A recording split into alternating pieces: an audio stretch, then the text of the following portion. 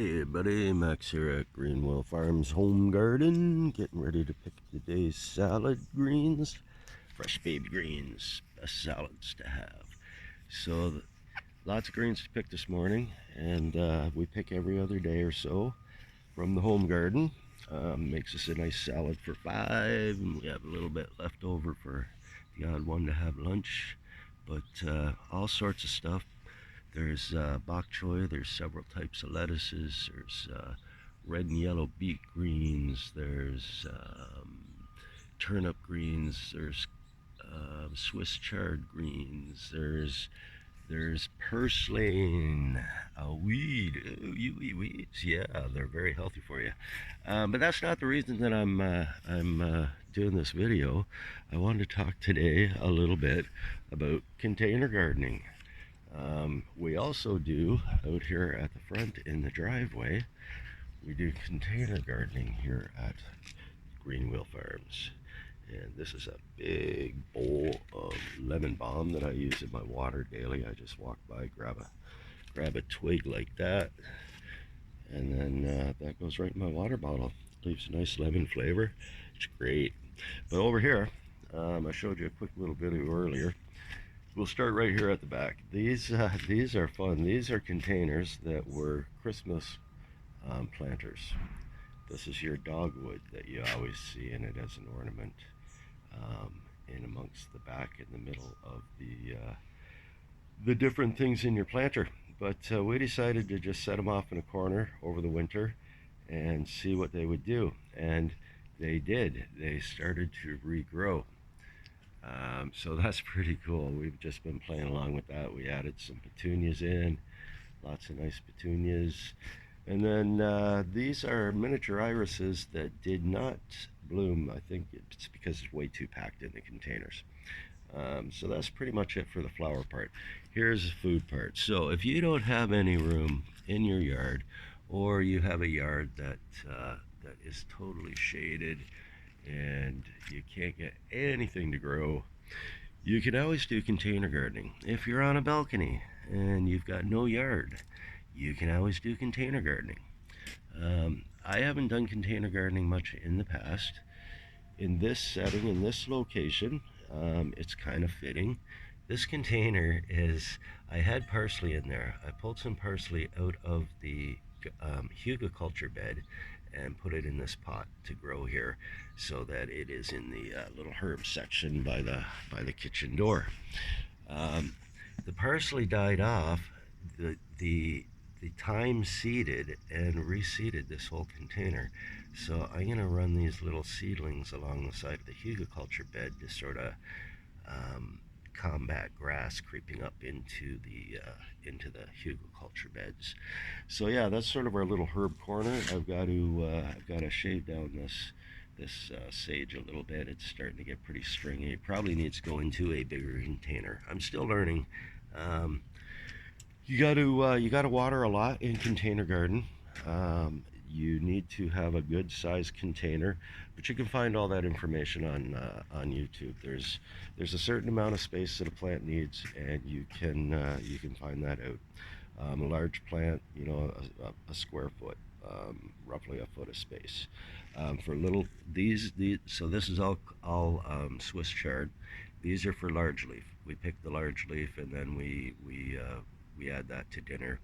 These are only for baby leaf. I keep picking these as baby leaves, so I'll come in here this morning and I'll pick that off, and that's going in our salad, and it's pretty tasty.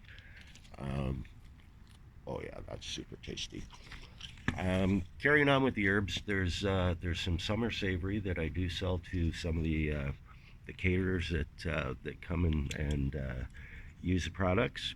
There's some golden sage, which is kind of unique. It's got a nice flavor. It's a bit milder than this type of sage, for example. Oh, and I forgot about this. I thought this was dill, but I'm not sure that it is anymore. Moving along though, we've got the this is a Swiss chard. Then we've got some peas. I've put a tomato cage on there to let the peas climb up, and it seems to be working. Getting lots of flowers, so hopefully we're going to be able to start getting some peas from here, and then salad greens, lots and lots of salad greens. They grow great in pots. I can let this grow and it'll fill right out, and it'll just cover the whole, like come out the side of the pot, and just it'd be a mound of leaf. But we like having baby salads every day, so I pick these quite regularly, every other day or so, and the leaf gets a nice size, nice salad size. These are a little bit big. I wanted to do this video this morning, so I would have picked yesterday, but I left them for a day.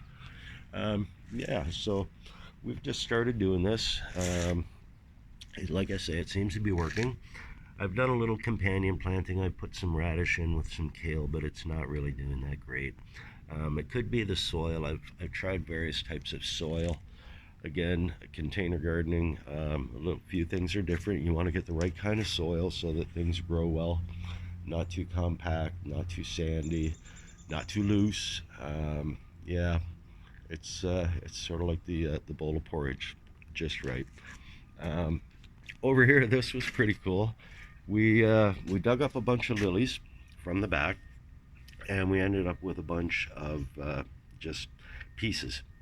And I threw them all in the bottom of a tray, and if they're not starting to grow, we got little lilies. I couldn't tell you what they're going to be, what colors, but they did start to grow. And then we've got beautiful little snapdragons that reseeded and have just filled in the whole garden space. And somehow a summer savory escaped over here into the garden, growing in the garden space now. And then the last thing that we have in the containers is some pineapple sage, and then we've got more summer savory, and we've got more golden oregano, more summer savory, and some chives. And these are all right here by the front door, or by the kitchen door, so that we can use them every day. We just step outside the door. Well, Roy does, steps outside the door, grabs some herbs that he needs, grabs some stuff out of the back gardens if he needs it. It's all pretty close by. Having a home garden is great. If you can't have hugelkultur beds, if you can't have an in-ground garden, if you can't have a raised bed, you can at least do container garden. A pot, you can get 4 heads of lettuce in there. You can get a pepper plant. You can get a tomato plant. You don't need a pot this big. You can get smaller tomatoes that don't grow quite as big. This is a beef master, so it's going to be a big monster. So it deserves a big pot. But carrots, I've got like 10 carrots in that container. That's about a 8-inch container in diameter, 8 inches tall or so.